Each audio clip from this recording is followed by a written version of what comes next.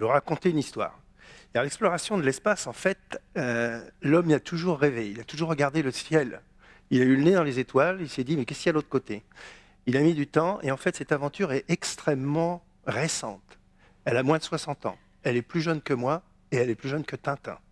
En fait, ça a démarré quand? Ça a démarré juste après la Deuxième Guerre mondiale. La Deuxième Guerre mondiale, triste souvenir, nous avions, en fait, les Allemands avaient inventé une bombe avec un moteur aux fesses, ça s'appelait les V2.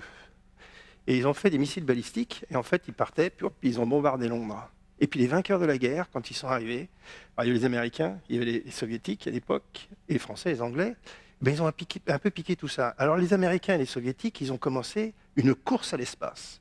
Ils ont commencé une course à l'espace, ça n'a pas démarré tout de suite. Ça n'a pas démarré tout de suite, et puis en 1955, ils se sentaient prêts. En 1955, à un jour d'intervalle, vous avez les Américains qui ont dit, nous, dans 2 ans, on mettra un satellite artificiel autour de la Terre.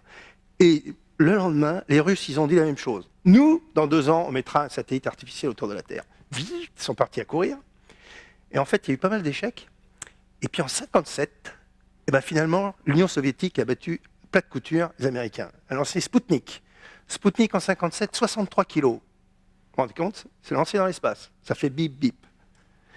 En 1959, l'Union soviétique a lancé autour de la Lune un véhicule qui a été regarder la face cachée de la Lune. Et en 1961, ils mettaient Yuri Gagarin dans l'espace. Et Yuri Gagarin, il a fait le tour de la Terre. Pendant ce temps-là, vous aviez aux États-Unis une espèce de bagarre, l'US Army, l'US Air Force et l'US Navy. Il y avait 3 types de lanceurs. Il y avait des trucs qui s'appelaient les Redstone, Vanguard et Viking. Ces lanceurs marchaient de temps en temps, marchaient pas tout le temps, ça n'a pas vraiment bien marché. Et en 1957, ils ont attiré tout le monde, toute la presse, ça savait faire les Américains. Et ils ont attiré tout le monde en 1957 pour lancer un truc qu'on a appelé in fine pamplemousse, parce que ça faisait 1,8 kg. Et ce truc a explosé sur le pas de tir. Échec total. 57. Pendant les autres, ils avaient mis 63 kg en orbite. Hein. Donc vous imaginez la réaction américaine. Les Américains ont réagi extrêmement fort. Ils ont créé en 1958 la NASA. Et en 61, en réaction à Gagarine, John Fitzgerald, qui l'a dit, il a fait son fameux discours, nous irons conquérir la Lune dans la décennie. 61. Et en 61, ils ont mis toute l'énergie pour aller sur la Lune. Et ils ont été sur la Lune. Et ils ont été sur la Lune avec Neil Armstrong. Neil Armstrong, le 21 juillet 1969, ping, il a planté un drapeau américain. Et il a planté le drapeau américain et ça a marché. Et en fait, ce qui s'est passé à ce moment-là, c'est que les Américains, ils avaient laissé Gagarine faire le tour. Ils avaient laissé Gagarine, il y avait même eu des histoires sordides qui sont racontées dans les bouquins d'espionnage, mais je n'irai pas trop dans le détail. En fait, ce qui s'est passé, c'est que laisser Gagarine faire le tour de la Terre en toute liberté, ça a permis à l'ensemble des pays de dire on a le droit de survoler les autres dans l'espace extra-atmosphérique. Donc l'espace extra-atmosphérique est international. Et donc il y a eu un traité en 1967 qui a permis de faire tout ça. Et donc ça a été l'explosion des satellites espions. Pendant des années, vous aviez les Russes et les Américains, enfin les Soviétiques à l'époque, qui lançaient toutes les semaines des satellites pour aller regarder chez le voisin. Et regarder quoi? Ils le faisaient avec des appareils photo qu'ils mettaient dans le truc, c'était des pellicules argentiques. Donc ils avaient des pellicules, ils mettaient ça, la pellicule, ils la rembobinaient. Et puis quand ils passaient dessus de leur pellicule, il y avait un corps de rentrée, ils jetaient la pellicule et ça rentrait. Alors ils n'avaient pas la même méthode pour les rattraper, vous aviez les Russes qui rattrapaient ça avec un bip-bip, comme ils font aujourd'hui d'ailleurs avec Progress quand ils rentrent. Hein. Pareil, le chercher en Sibérie. Et puis de l'autre côté, vous aviez les Américains qui descendaient ça avec un parachute, vous aviez 2 avions qui récupéraient. Et donc il y a eu plein de satellites, mais ça se compte en centaines, voire en milliers. Alors pendant ce temps-là, qu'est-ce qui se passait en Europe? Vous aviez l'Angleterre et la France qui essayaient de faire pareil. Bon, je parle là dans les années 50-60. Hein. Bon, qu'est-ce qui s'est passé? C'est que les Anglais, en fait, en 1960, ils n'étaient pas si mauvais que ça. Ils lançaient depuis l'Australie et ils lançaient des fusées-sondes. Alors, on avait des fusées-sondes à l'époque, c'était pour essayer d'aller haut, puis sonder au-delà de l'atmosphère, mais en fait, ça retombait, c'est-à-dire que ça n'avait pas la bonne vitesse. Et la France lançait depuis le sud algérien. Il lançait quoi? Il lançait des fusées et puis il lançait.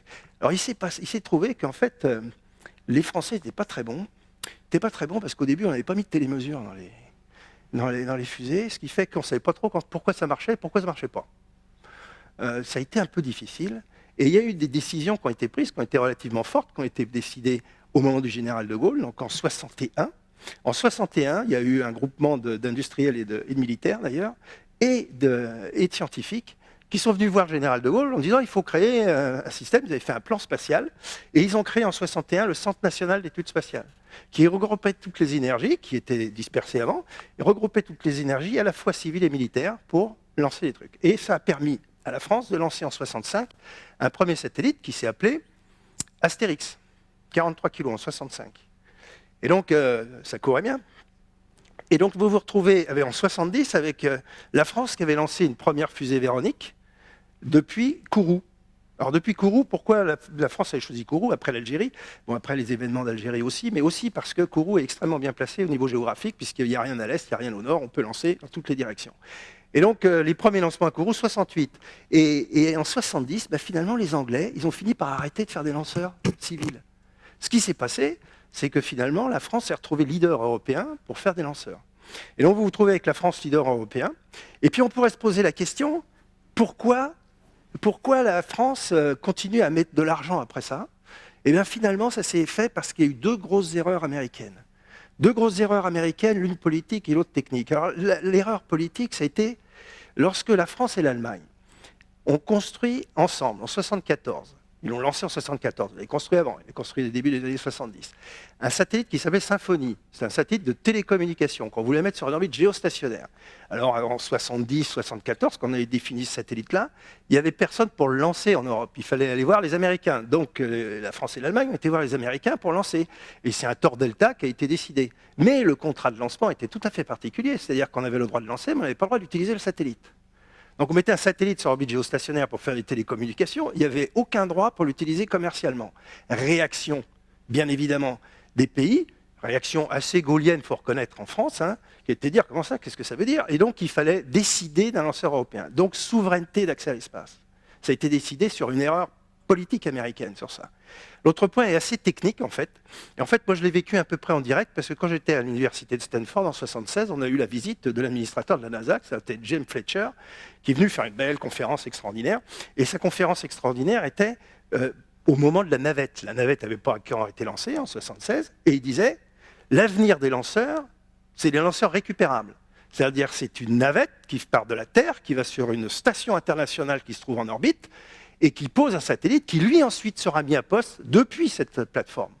Pourquoi? Parce que, en fait, ce qu'il faut bien voir, c'est que s'extraire de la Terre, c'est extrêmement difficile. Et pourquoi c'est très difficile? C'est parce que l'attraction terrestre, c'est très fort. Alors, vous vous imaginez dans votre jardin, pour essayer de mettre en orbite un jet d'eau, de l'eau. Alors, vous avez un petit jet d'eau avec une grosse pression derrière, il faut un grand réservoir avec beaucoup de pression, sinon ça ne va pas marcher. Donc, vous lancez votre jet d'eau, vous le mettez de plus en plus de pression, vous allez avoir une espèce de parabole, ça va tomber chez vous, puis chez le voisin, puis de plus en plus loin. Et si vous avez réussi à mettre votre eau à 8 km/s, ça va faire le tour de la Terre, ça va se replier, ça va revenir. Elle est en orbite, votre eau. 8 km/s. Mais attention, 1 litre d'eau à 8 km/s, c'est l'équivalent d'un 38 tonnes lancé à 140 km/h. Si vous voulez vous extraire de l'attraction terrestre, c'est votre litre d'eau, là, il faut votre 38 tonnes, il est à 240 km/h. Pour vous dire qu'il y a beaucoup d'énergie. Les lanceurs de l'époque, quand on avait, c'était les lanceurs que l'on a toujours, ont des rendements autour de 1%. En gros, ça dépend de l'orbite sur laquelle on va aller, mais en gros, c'est inférieur à 1% ou autour de 2% au maximum. C'est-à-dire vous avez des lanceurs qui font 700 tonnes pour lancer 7 tonnes. Alors, dans ce contexte-là, on voit bien que le monde s'est mis en place avec une industrie spatiale qui a voulu aller dans l'espace. Alors, on pourrait se dire, elle est montée là-haut pour faire quoi? C'est-à-dire, en fait, à quoi ça sert tout ça? Alors, à quoi sert l'espace? L'espace, vous l'utilisez tous les jours. On ne sait pas vraiment à quoi ça sert, mais vous l'utilisez tous les jours parce que c'est devenu quelque chose de quotidien. Vous utilisez une trentaine de satellites tous les jours sans le savoir. Et quand vous utilisez une trentaine de satellites tous les jours, c'est pour la météo, c'est pour les transferts de fonds, c'est parce qu'il faut dater tous les trucs, c'est aussi pour la localisation, la géolocalisation, vous avez tous les GPS quelque part. Et donc tout ça, vous utilisez énormément de satellites. Et donc on voit bien que ça devient quelque chose qui est économiquement intéressant. Et qu'est-ce qui se passe depuis un certain temps?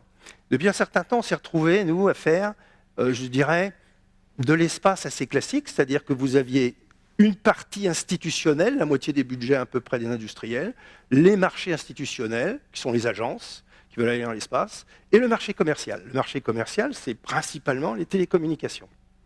Aujourd'hui, télécommunications, où en fait, quand vous êtes dans l'espace, vous avez un hémisphère devant vous, donc vous faites des télécommunications. Donc ça va bien. Et puis, il s'avère que depuis un certain temps, vous avez de nouveaux acteurs dans le spatial. Nouveaux acteurs dans le spatial, et qu'on appelle le New Space, qui bouleverse un tout petit peu l'habitude depuis une quinzaine d'années, à la fois de nos industriels et des institutionnels, c'est que ces nouveaux acteurs sont des gens qui, en fait, veulent avoir un accès directement à la technologie spatiale, mais ce n'est pas pour autant qu'ils vont passer par des agences, ce n'est pas pour autant qu'ils vont passer par un tissu industriel classique. Et ils veulent y aller parce qu'ils pensent qu'il y a un marché et ils veulent y aller très vite.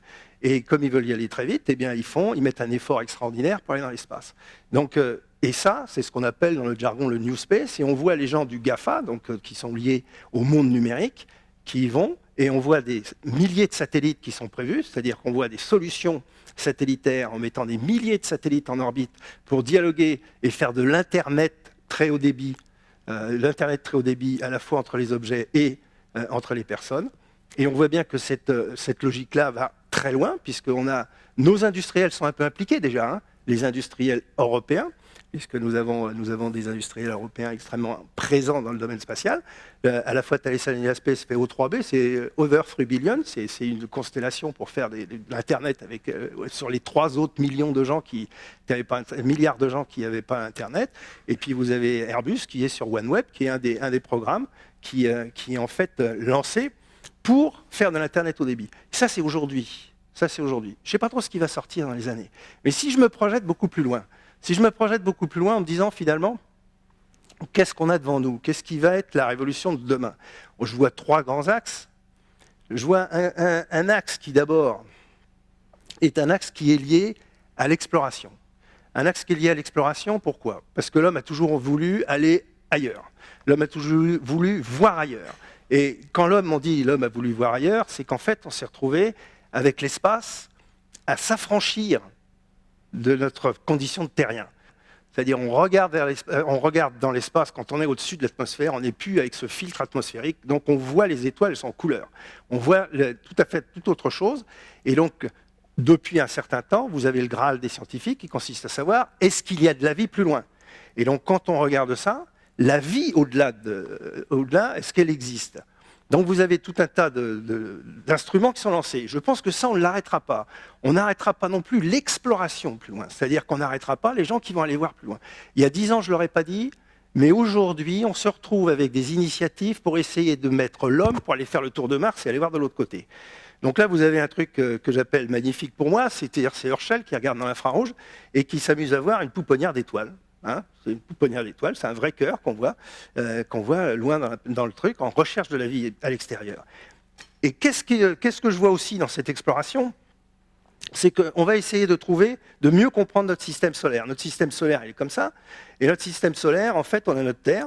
Bon, alors, on a mis des milliers d'années à savoir qu'elle était ronde.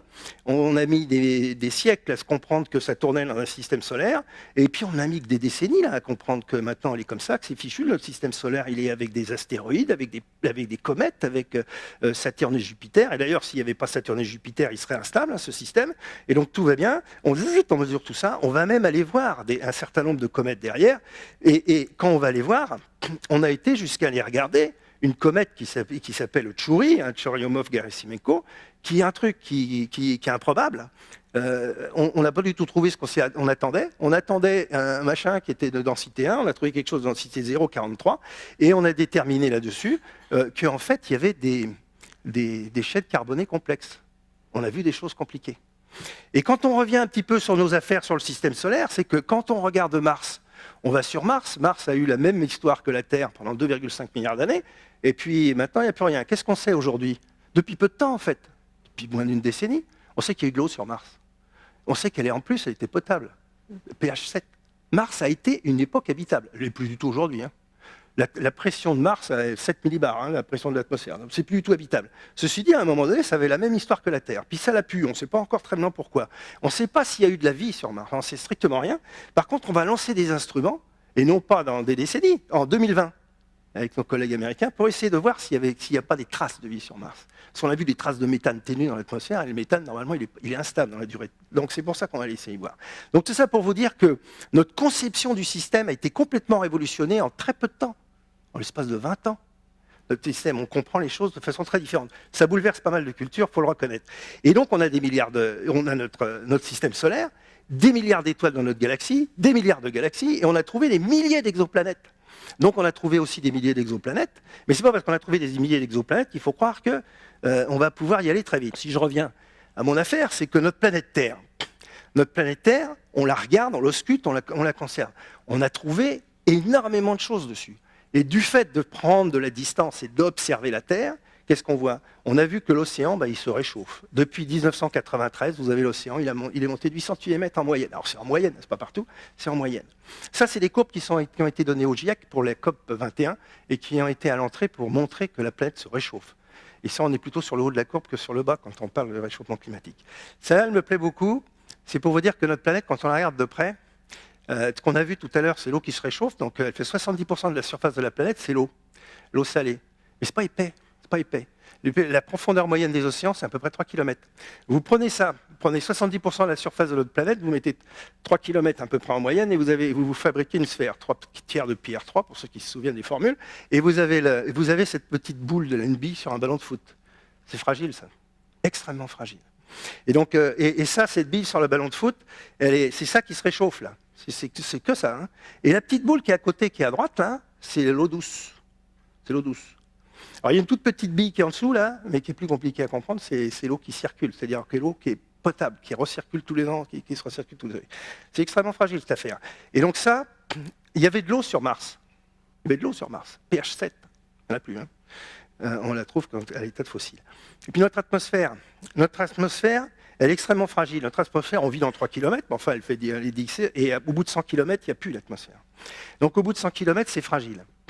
Et donc, qu'est-ce qu'on constate depuis l'espace? C'est que l'on a une planète fragile, bien isolée. Les prochaines planètes qu'on a vues, la plus proche, l'étoile la plus proche, on en a vu des milliers d'exoplanètes. L'étoile la plus proche, c'est à 5 années-lumière. 5 années-lumière pour y aller avec nos systèmes, c'est 40 000 ans. 40 000 ans pour y aller. Il faudrait changer notre système de propulsion. D'accord? Ce n'est pas avec les systèmes de propulsion d'aujourd'hui qu'on va y aller. Et quand on regarde aussi dans le contexte général, c'est que pour trouver des planètes habitables, il ne faut être pas trop près du Soleil pour avoir trop chaud, pas trop loin pour pas que ce soit trop froid. Et donc c'est quand même très, très, très, très limité, très fragile. Il a fallu pendant des millions d'années la stabilité pour que nous soyons là en évolution.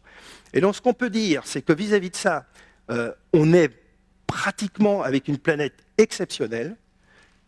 On est, je pense, personnellement, j'espère me tromper, mais j'en doute, de toute façon on ne sera pas là pour le savoir, c'est que pendant encore plusieurs siècles, on est condamné à l'enfermement planétaire. Et on est condamné à vivre sur notre petite planète. Et très franchement, c'est pas bien grave, parce qu'elle est quand même super jolie. Et je vous remercie de votre attention.